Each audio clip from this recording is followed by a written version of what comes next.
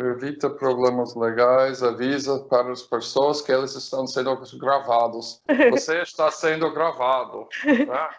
Tá bom, eu não vou te processar. Olá, tudo bem? Bem-vindo ao meu programa de domingo. Hoje eu estou com uma convidada especial, minha amiga Aline Piva. A Aline era minha editora quando ela morou nos Estados Unidos. E ela morou lá durante a época das eleições do Trump. Também morou em Venezuela e agora está morando em São Paulo. Por causa disso que eu convidei ela no programa para fazer algumas comparações entre esses diferentes lugares. Então, bem-vindo, Aline. Tudo bom? Obrigada, Brian. Obrigada pelo convite. Um abraço para todo mundo que está assistindo a gente. Bom, eu queria começar falando sobre um dos personagens mais icônicos do mundo do jornalismo do Washington, que é uma cidade onde você morou, né? O Bob Woodward publicou um livro do Trump semana passada, em que ele falou que durante uma entrevista com Trump em janeiro desse ano, o Trump falou para ele que ele sabia que Covid era muito perigoso e que ele não quis para a população entrar em pânico. Ou seja, tem dois problemas aqui. Primeiro, que Trump estava mentindo, mas muitos jornalistas estão criticando o Bob Woodward. Por que ele esperou até agora para lançar o livro e informa as pessoas sobre essa conversa que ele teve com Trump? Porque já morreu quase 200 mil pessoas. Qual é a sua opinião sobre isso? O Bob Woodward, ele já não é o primeiro livro do Trump. Eu tenho até, inclusive, aqui o livro. Ah, tá aqui, olha. O outro livro que ele lançou já no começo, né? Tem agora a versão em português, chama Medo. Ele vem ganhando bastante, digamos, notoriedade e bastante dinheiro. Esse livro, por exemplo, já vendeu mais de 1 milhão de cópias, ficou semanas entre os mais vendidos nos Estados Unidos, e ele vem ganhando muito dinheiro e notoriedade fazendo esse tipo de coisa com o Trump, né? Meio que um jogo duplo aí. Ele faz essas grandes afirmações sobre o Trump, ele faz grandes generalizações, muitas delas são pouco baseadas em um jornalismo investigativo e acaba ganhando notoriedade. Essa realmente foi uma que acabou sendo mais complicada, porque ele poderia ter alertado a população. Ele tem um grande prestígio e uma legitimidade, e ele poderia ter feito mais. Mas eu acho que nesse sentido ele está sendo só mais um pundit de Washington, né? Essas pessoas que acabam criando polêmica e que acabam, na verdade, legitimando Trump mais do que fazendo um alerta contra ele ou fazendo, talvez, um serviço público de denúncia do quanto o Trump é ruim, quanto o Trump está fazendo um péssimo trabalho. E muito disso que a gente vê aqui também, né? A gente vê esse tipo de jornalismo, um jornalismo mais ou menos sensacionalista, que no fim só legitima, só alavanca esses governos de extrema-direita. Eu não sei, você gosta dele? Eu tenho minhas ressalvas com o Bob Woodward. Olha, por mim, eu lembro, eu tô tão velho, né? Eu vou fazer 53 semana que vem, que eu lembro Watergate, quando eu era muito pequena. Então, na minha cabeça, ele ainda é um grande jornalista. Eu fiquei surpreendido, porque também eu estou 20 anos fora dos Estados Unidos e eu fiquei chocado. Eu aprendi, quando eu estava lendo sobre isso, que ele estava envolvido em outros escândalos jornalísticos nesses últimos 20 anos. Então eu fiquei um pouco decepcionado.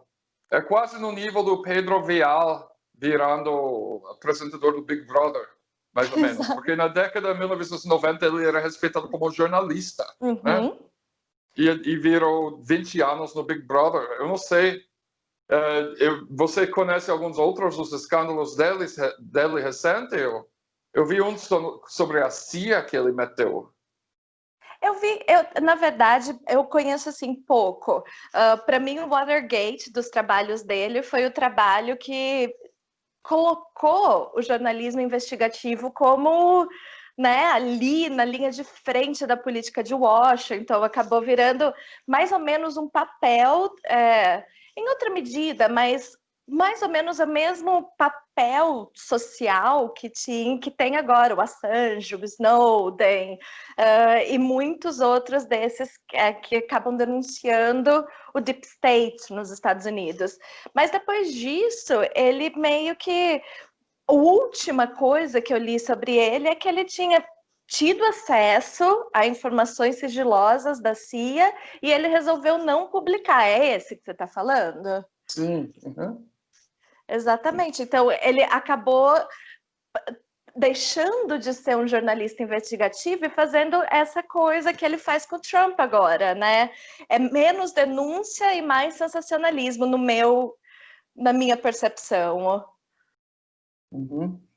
Então, eu não sei, eu acho que o estado do jornalismo nos Estados Unidos está muito ruim agora, porque você veja muito jornal que teve um certo nível de respeito por muito tempo, que já foram tomados, por exemplo, no caso do Washington Post, pelo um bilionário, que tem os objetivos dele, obviamente, né?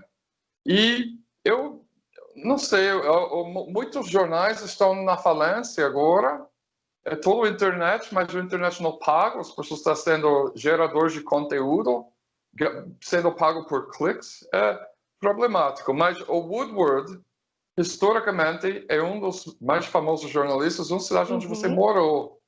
Você morou um tempo em Washington, onde você trabalhou para o Conselho dos Assuntos Hemisféricos, que era ou ainda é um pequeno think tank historicamente ligado com a esquerda, um dos mais progressistas do Washington. Como que você arrumou aquele emprego e o que você fez quando você estava lá? Eu vou começar contando a história do Corra e depois uma história pessoal, né? O Corra, como a gente chama, né, Council on Hemispheric Affairs, você sabe que ele foi fundado logo depois do assassinato de Allende. Foi por isso, a ideia do Sr. Larry Burns, Mr. Burns, como a gente chamava, ele viu aquilo acontecer, ele viu aquele ataque tão frontal dos Estados Unidos à soberania de um país dentro desse hemisfério, que foi o assassinato de Salvador Allende no Chile, e ele decidiu que precisaríamos de alguma coisa em Washington, um centro de pesquisa, um centro de estudos que entendesse e denunciasse as ações dos Estados Unidos na América Latina, especialmente num período que começaram as grandes ditaduras, né, e depois o School of America, a Escola das Américas, enfim, todo esse sistema que os Estados Unidos estavam criando.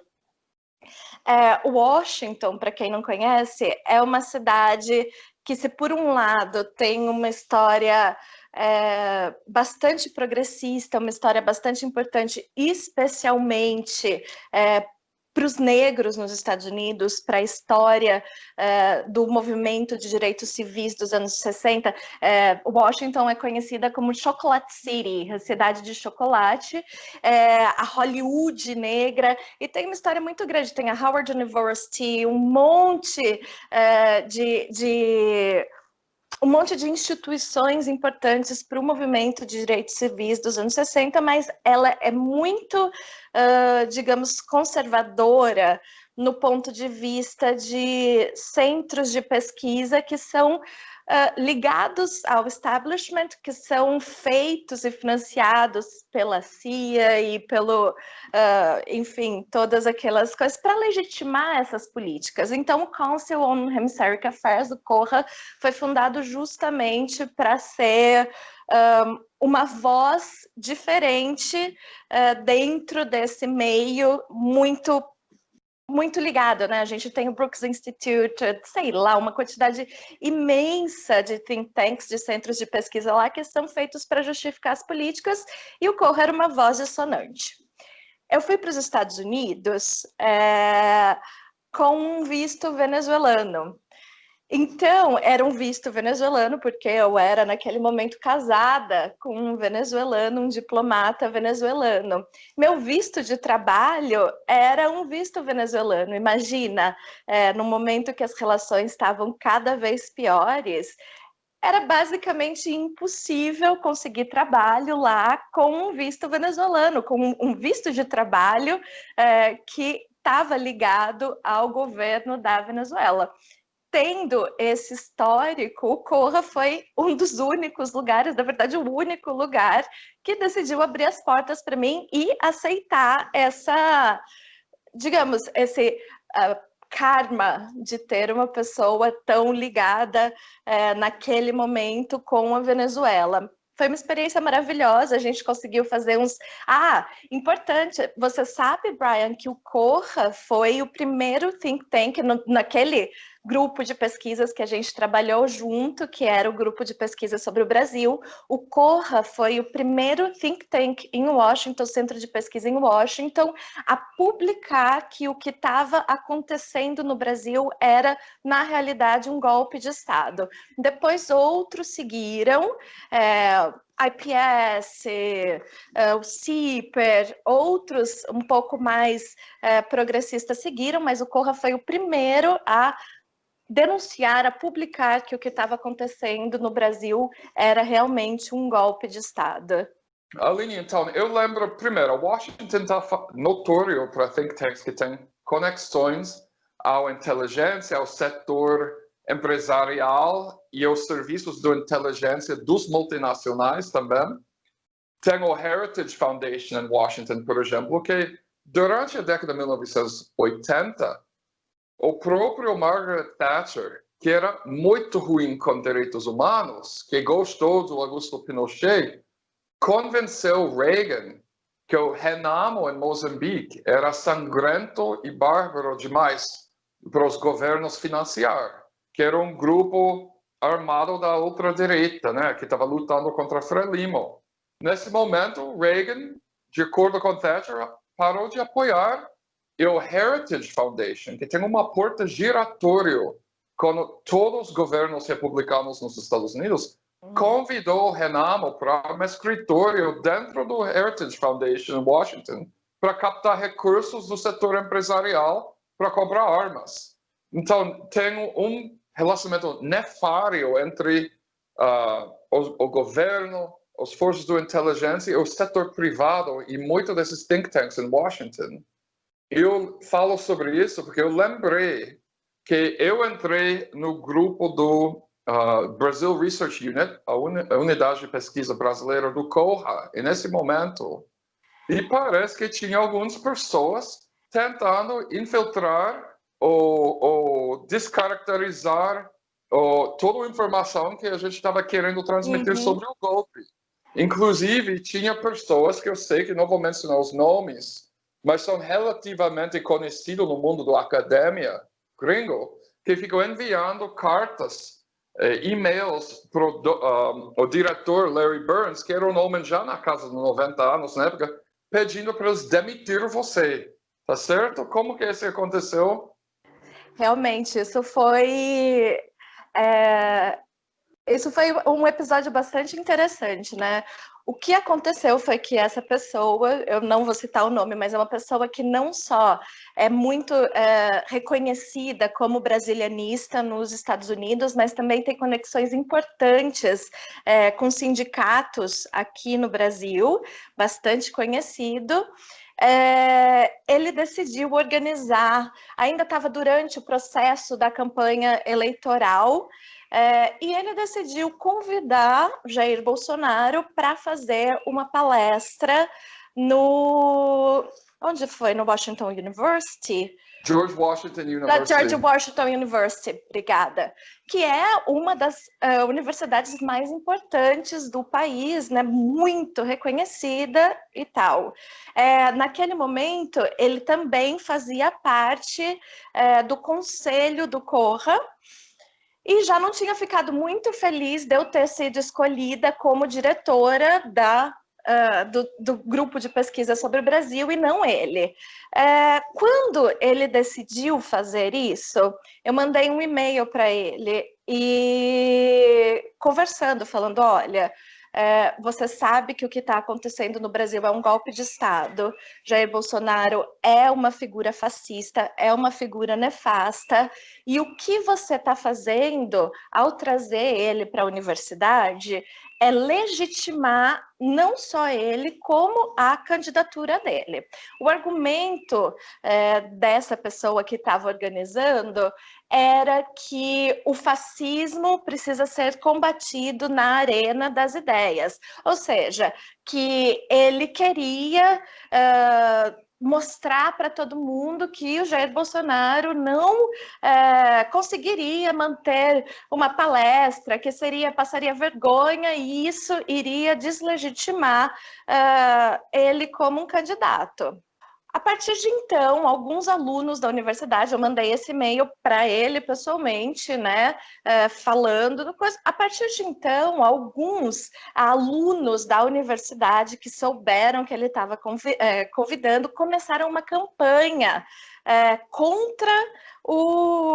contra essa palestra, e foi bastante grande, foi enorme e tal. Quando ele percebeu que aquilo estava ganhando e que meus argumentos eram muito mais, digamos, alinhados com a realidade do que o dele, de que vamos fazer um debate e com isso a gente vai conseguir deslegitimar Bolsonaro, o que ele fez? Ele me convidou para fazer parte da palestra, ou seja, eu e um outro basilonista muito conhecido, que é o James Green.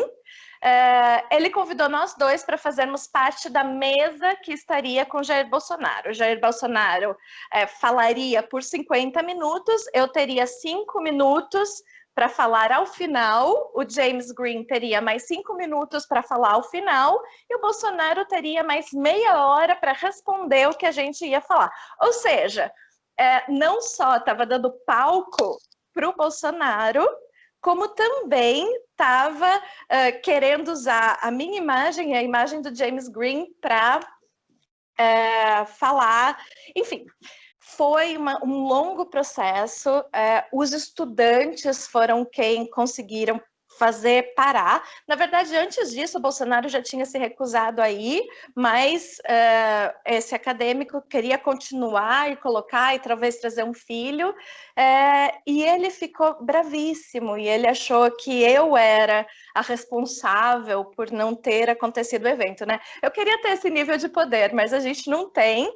E ele começou uma campanha difamatória imensa, dizendo que eu era uma pessoa antidemocrática, porque eu não acreditava no debate.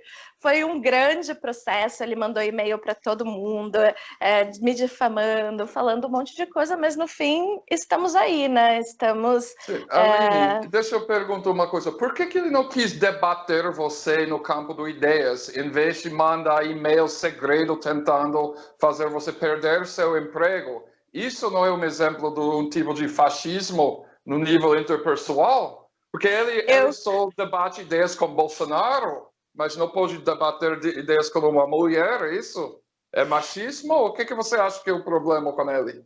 Eu acho que é um pouco de hipocrisia, né? Assim, o debate das ideias, o grande debate de ideias funciona para quando aquilo... Porque, veja, essa pessoa é uma pessoa que, historicamente, quando você vê a trajetória dele, ele não tem uma clareza política. Muito oportunisticamente, ele muda o debate, ele muda os posicionamentos dele de acordo com o governo em questão, porque ele tem alavancado bastante a carreira dele nesse sentido. PSDB está no governo? Minha linha é PSDB. PT está no governo? Minha linha é PT. Eu acho que ele estava organizando esse debate com o Bolsonaro já pensando no futuro governo, né? Em como ele se colocaria. Então, para ele, não importa quem sou eu. Para ele é muito mais importante conseguir um espaço oportunístico nesse novo governo do que debater claramente, debater de uma forma séria o que realmente, quais realmente seriam as consequências de você organizar um debate dentro de uma universidade prestigiada com um cara que até então estava indo dar discurso em churrascaria em Miami.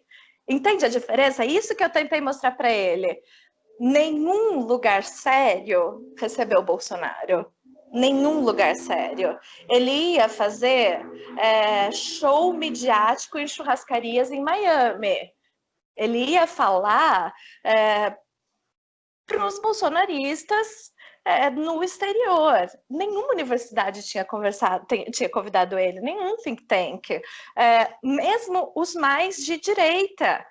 E essa pessoa que se dizia progressista, que se dizia anti-golpe, que na verdade, já antes, a rixa com ele, a briga com ele vinha antes, a primeira vez que eu publiquei um artigo no Corra falando que era golpe, ele mandou um e-mail para toda a diretoria falando que era uma irresponsabilidade, que o que estava acontecendo era um processo legítimo de impeachment, que depois ele mudou o discurso. Tinha que mudar, não ia ter como sustentar, porque a realidade dos fatos não deixava. Mas já naquele então, já no começo, muito antes de ser colocado que era um golpe, ele já estava ali defendendo que era um impeachment. Ou seja, é uma pessoa que é bastante complicada do ponto de vista político e do ponto de vista acadêmico, que tem muita dificuldade de analisar a realidade para fora dos interesses dele, né? Para além dos interesses imediatos dele.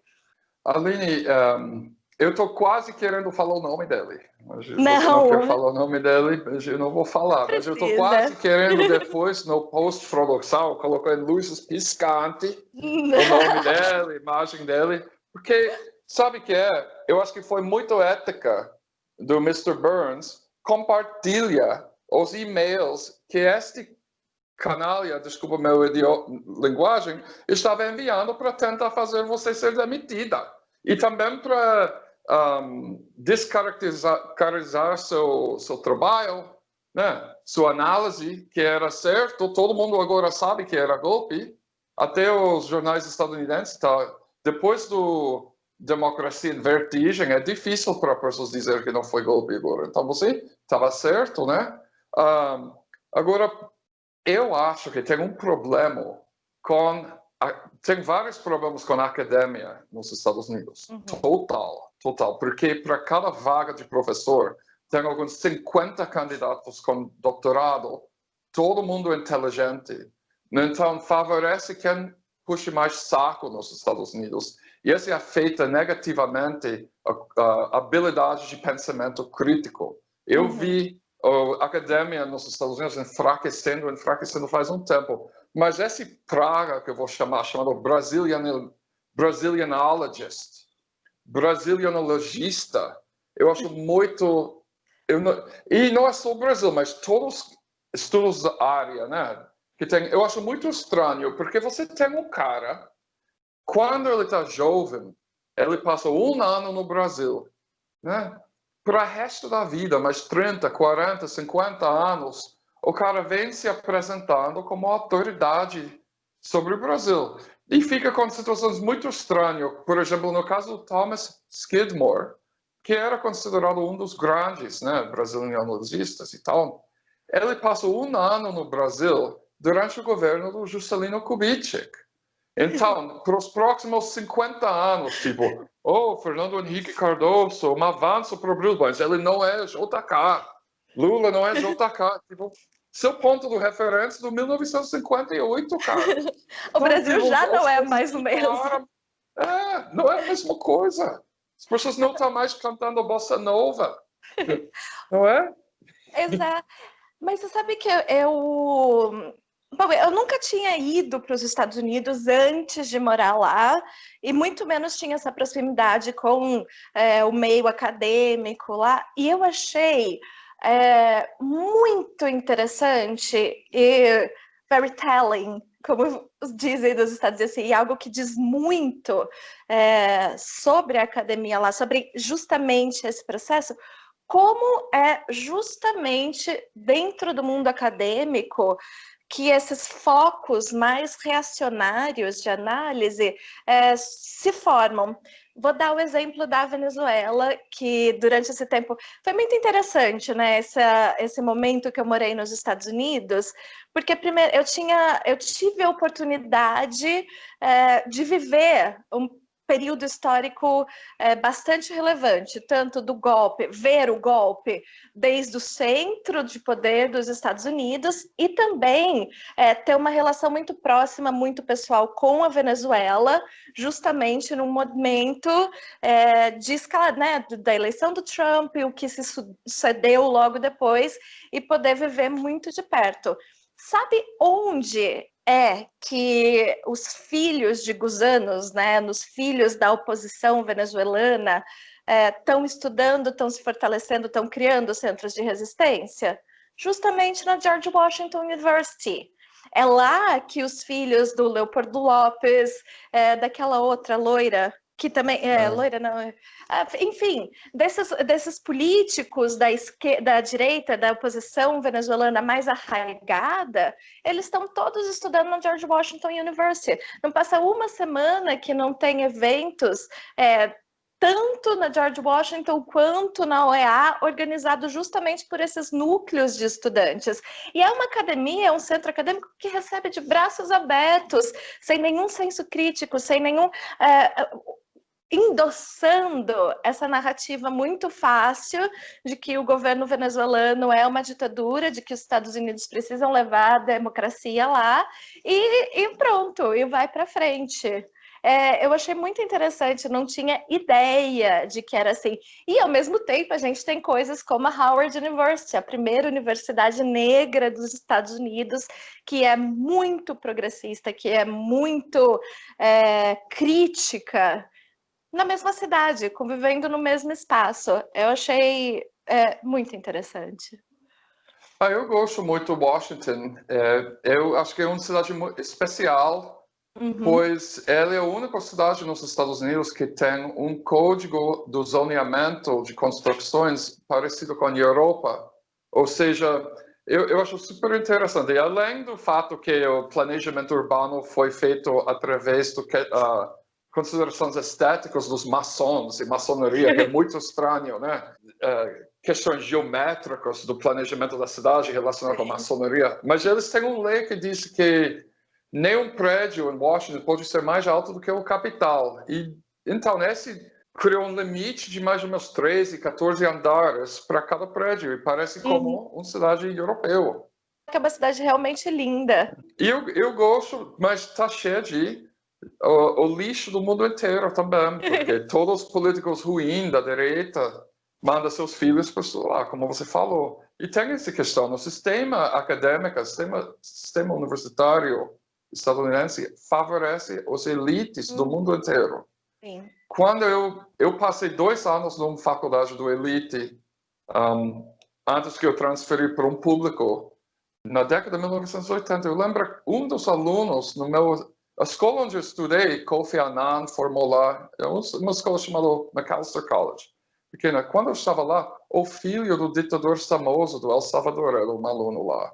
Era um cara, tipo, eu senti pena dele, porque ele não era muito inteligente, parece que ele tinha aquela escolaridade onde todo mundo fica com medo de reprovar ele. E ele foi passado de ano, então ele estava formando em artes plásticas. Porque era uma escola caríssima, e a família tem dinheiro. Tem faculdades nos Estados Unidos agora que custam mais ou menos R$300 mil por ano, para uma faculdade mediocre nos Estados Unidos. Então, é só os ricos que podem estudar. Mas, um estudante universitário nos Estados Unidos que não tem bolsa, acaba a faculdade com dívidas que podem ultrapassar os $100 mil. $100 mil, e a gente nem está falando de uma Ivy League, né? A gente nem está falando de uma universidade top de linha. É mais, tipo, Tipo assim, tem faculdades que quase custam $100.000 por ano agora. Por ano, É absurdo, exato. por ano. É um Exato. absurdo. E os públicos também. Mas então, o sistema lá é podre. Eu acho que para dar a falsa impressão que eles são abertos para diálogo, para pensamento crítico, tem espaço na academia para um tipo de pessoa da esquerda, né? Meu amigo Brian Pitts, que já apareceu nesse programa, falou para mim essa semana, ele estava contando sobre um professor da faculdade onde ele ensinou em Indiana, que ele fez o livro mais importante nos últimos 20 anos, metodológico, sobre, usando entrevistas sobre história pessoal dos sujeitos para construir obras históricas, né?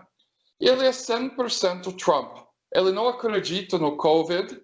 Primeiro, quando o Brian estava trabalhando com ele, ele falou que tudo bom, eu achava importante ter diferentes opiniões na academia, não pode ser dominado completamente um campo acadêmico pela esquerda, blá blá blá, mas ele viu agora que o cara não acredita que Covid existe, ele está manifestando contra máscaras, e o Brian pesquisou um pouco sobre o cara e perguntou, mas ele sempre foi assim? Não, nos últimos 10 anos ele vem mudando. Antes ele era um trotskista, entendeu? Então parece que Diz quando a muito. academia abre espaço para pessoas da esquerda nos Estados Unidos, a tendência, ou eles são trotskistas, ou eles são, dizem que são anarquistas, como David Graeber, que faleceu agora, que era um gigante academicamente falando, mas que ele apoiou a ocupação militar da Síria, dos Estados Unidos, e disse que era anarquista. Então, eu acho complicado nos Estados Unidos, né? Eu não sei. É um sistema que não só falsamente parece que dá espaço para o contraditório, que realmente não dá, como também pune o livre pensamento que não seja alinhado. Por isso que a gente vê quando você... esse é um tema que eu acho muito interessante, né? O que é a esquerda nos Estados Unidos? Esse, para mim, foi também outra experiência muito interessante, né? A esquerda nos Estados Unidos é muito mais...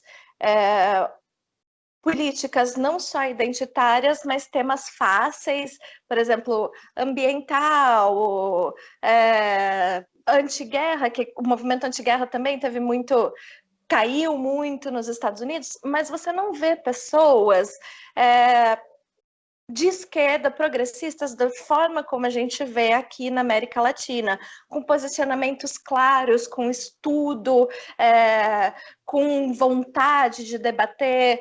É uma coisa muito dessa política liberal, a política liberal que é feminista, que é verde, que é identitária, mas que não consegue ter uma análise sistêmica do problema. Então, que muitas vezes toma esses posicionamentos que são muito antagônicos. Eu sou contra a guerra no Afeganistão, mas eu sou a favor da intervenção na Venezuela.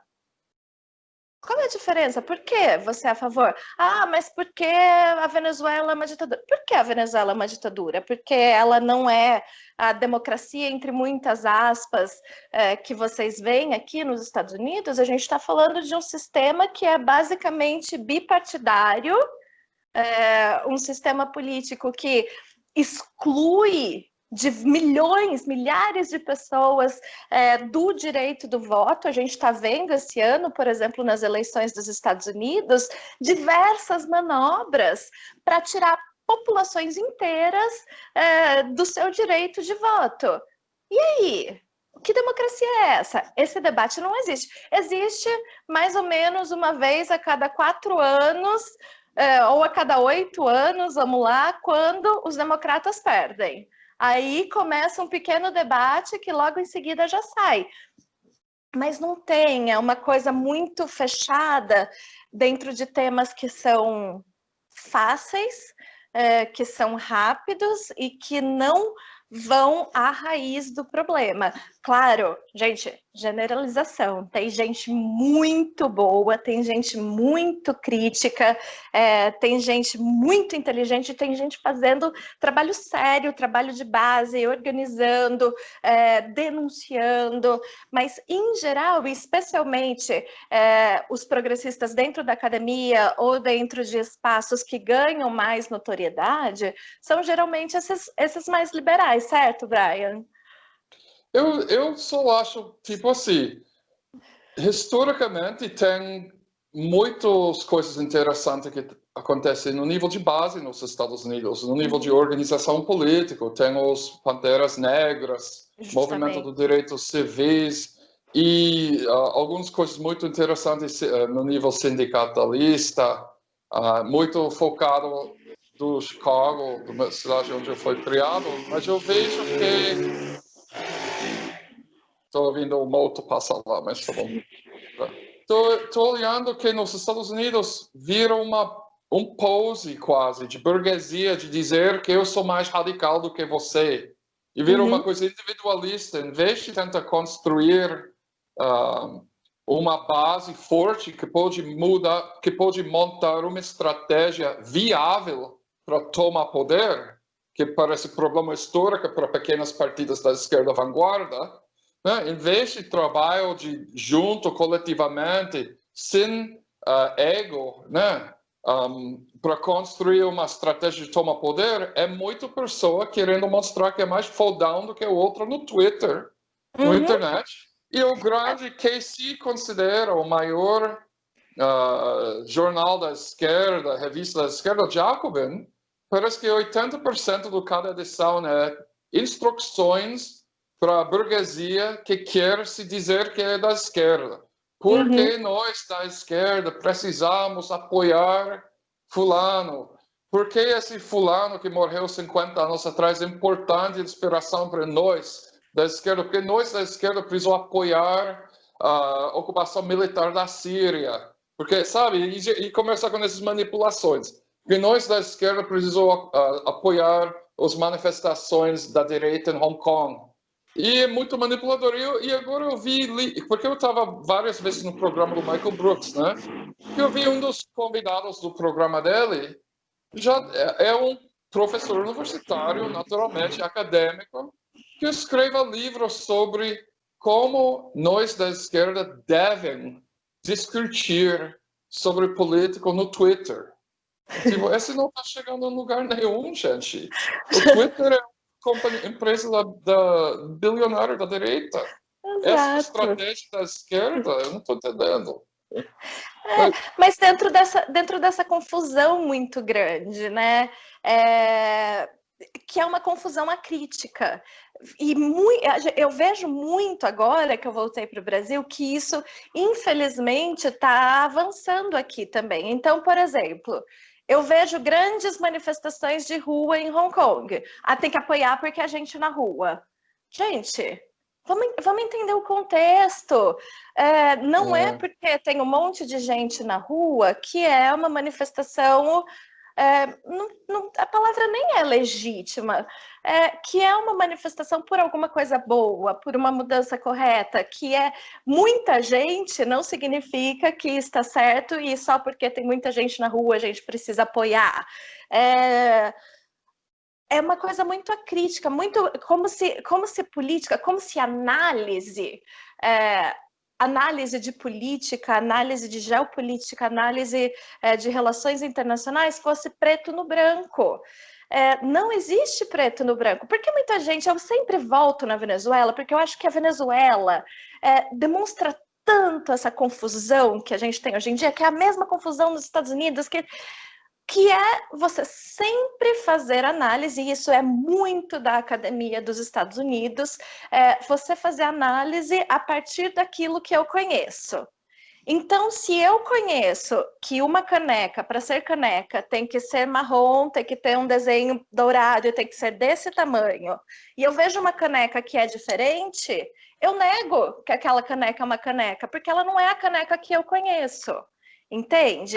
É uma coisa que acontece demais e cada vez mais, e vem dessa, talvez, falta de espaço para você pensar melhor, falta de espaço para você conhecer, falta de espaço para o contraditório, falta de espaço de reconhecer que o diferente, ele existe e ele é bom, e ele não vai ser deslegitimado só porque ele não é o que você acredita, sabe? Transforma o debate em algo muito raso, e isso é prato cheio para a direita. A gente dá, muitas vezes, com essas nossas análises rasas, Jacobin faz muito isso, uma análise rasa que acaba dando muito mais força para a direita do que para a gente mesmo, do que para a esquerda, do que para o pensamento progressista, né?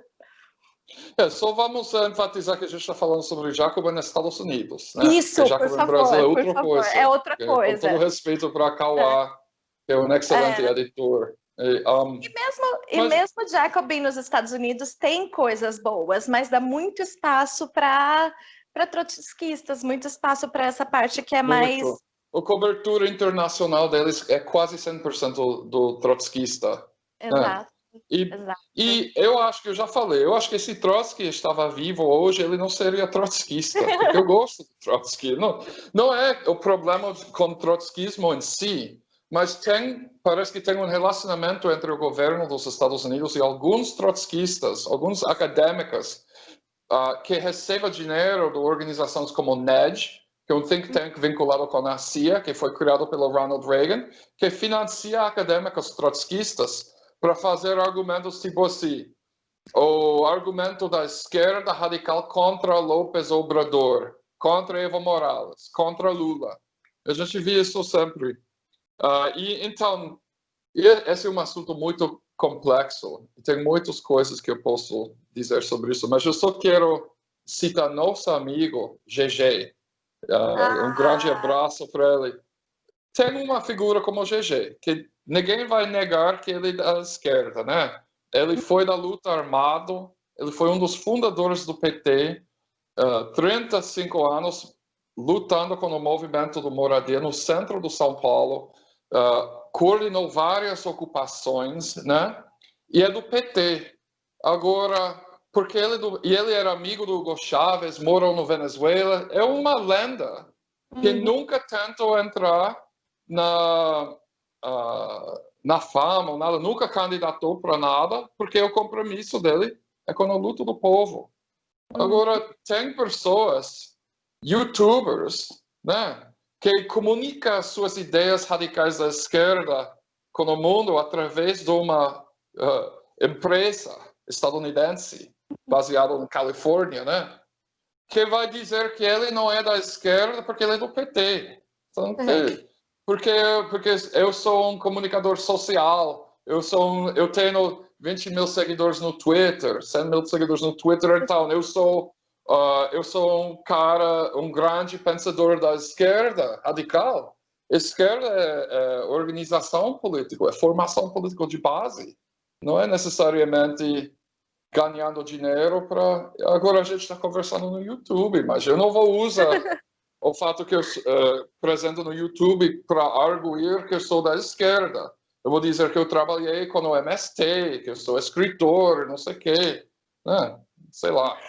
Eu acho que tem muitas fronteiras, né? Eu queria primeiro mandar um abraço pro GG, tô morrendo de saudades dele. Essa pandemia afastou tanta gente boa, né? Já volta.